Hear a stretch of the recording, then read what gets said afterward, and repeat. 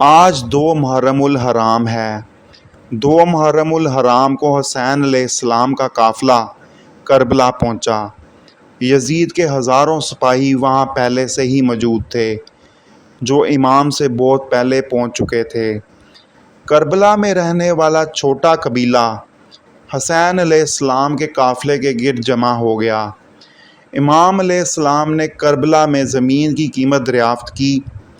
اس کے بعد انہوں نے اس زمین کو خرید لیا۔ پھر انہوں نے پہلے قبیلے کے لوگوں سے بات کی، اے کربلا کے لوگوں، ہم یہاں لڑنے نہیں آئے۔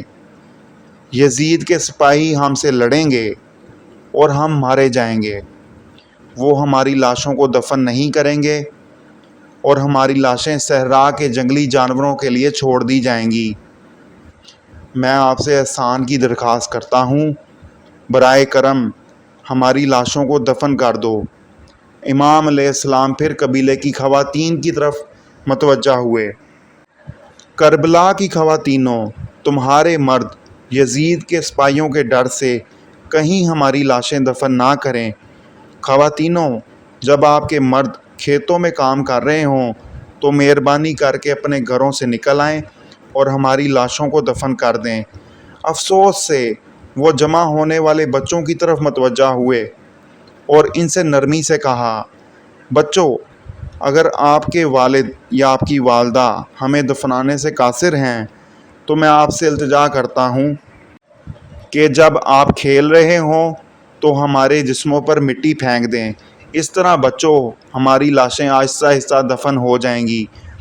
پھر انہوں نے اپنے ارد گرد جمع ہونے والے تمام لوگوں کی طرف متوجہ ہو کر دوبارہ کہا، میری آپ سب سے دوسری درخواست ہے کہ ان لوگوں کا خیال رکھیں جو ہماری موت کے بعد ہماری قبروں کی زیارت کے لیے آئیں گے۔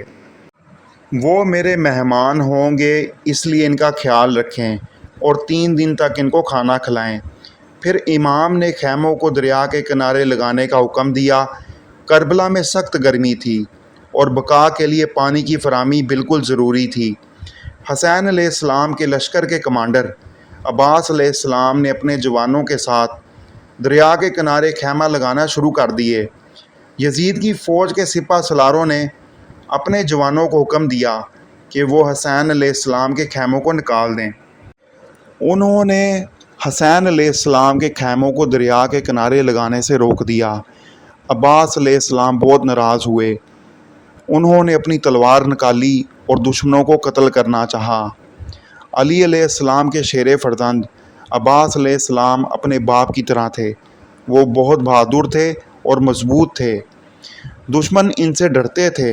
اگر وہ چاہتے کہ دریا کے کنارے خیمے لگائے جائیں تو چاہے یزید کے ہزاروں آدمی کیوں نہ آ جاتے تو اس کے باوجود بھی وہ خیمہ لگا سکتے تھے۔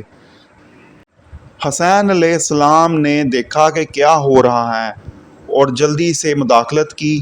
وہ اپنے بھائی کے مزاج اور طاقت کو جانتے تھے۔ عباس، میرے بھائی عباس، اپنی تلوار واپس رکھو۔ عباس، ہم یہاں لڑنے نہیں آئے۔ بعد میں لوگ کہیں گے ہم نے پانی کی جنگ شروع کی۔ عباس، میرے بھائی عباس، پرسکون ہو جاؤ اور اپنی تلوار واپس رکھو۔ چلو ہم یہاں سے چلے جائیں، ہم اپنے خیمے کہیں اور لگائیں گے۔ عباس علیہ السلام اپنے بھائی کو اپنا آقا سمجھتے تھے اور ہمیشہ ان کے احکام کی تعمیل کرتے تھے۔ آپ علیہ السلام نے اپنی تلوار واپس رکھ دی اور اپنے آدمیوں کو حکم دیا کہ وہ اپنے خیمے دریا سے دور رکھیں۔ یہ 2 محرم الحرام کا دن تھا۔ جیسے جیسے راتیں اور دن گزرتے گئے، کربلا کا منظر بدلتا گیا۔ دن بدن یزید کی فوج کی تعداد بڑھتی گئی۔ یزید کے تقریباً 20,000 سپاہیوں نے حسین علیہ السلام کے خیمے کو گھیر لیا۔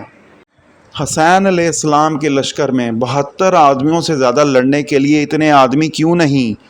یزید کی فوج میں اتنے آدمی ہونے کے باوجود اس کے کمانڈر ابھی تک پریشان تھے، کیونکہ حسین علیہ السلام کی فوج میں 72 آدمی کوئی عام آدمی نہیں تھے۔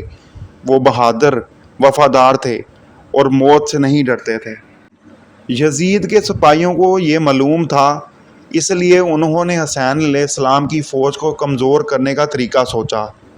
7 محرم الحرام کو یزید کے کمانڈروں نے اپنے جوانوں کو حکم دیا کہ وہ پانی کو حسین علیہ السلام کے خیموں تک پہنچنے سے روک دیں۔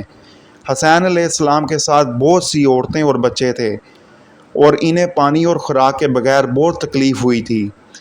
3 دن تک بچوں کو پانی کے لیے روتے ہوئے سنا جا سکتا تھا۔ التش التش التش، پانی پانی پانی، پیاس پیاس پیاس۔ عباس یہ سن سکتے تھے، وہ اپنی پیاری سکینہ علیہ السلام کو پانی کے لیے روتے ہوئے سن سکتے تھے۔ عباس علیہ السلام سکینہ علیہ السلام سے بہت پیار کرتے تھے، وہ ہمیشہ ان کو ہر وہ چیز لا کر دیتے جو ان کو چاہیے ہوتی تھی۔ جب بھی عباس علیہ السلام نے سکینہ علیہ السلام کو پانی کے لیے پکارتے ہوئے سنا تو وہ غم سے کانپ اٹھتے۔ عباس علیہ السلام، غریب عباس علیہ السلام، سکینہ علیہ السلام کے رونے کو سن کر برداشت نہ کر سکے۔ التش التش التش، سرزمین کربلا میں 3 دن رات گونجتی رہی۔ بہت سے چھوٹے بچے بھوک اور پیاس سے مر گئے۔ سیدنا زینب عباس۔